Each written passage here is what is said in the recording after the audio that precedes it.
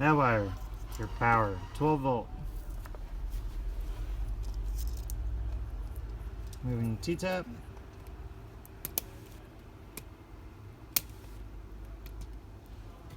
Let it be known that what Car Toys did in here was not incorrect, but we do not feel like that module is needed for the installation, which is the reason why we were taking it back out.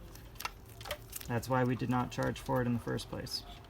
So we are removing that from the loop, because obviously with it disconnected from the vehicle right now, there are no SRS lights on the dash.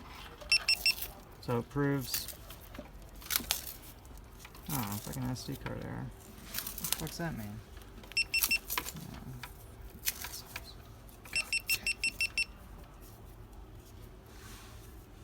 First part of this video can be found on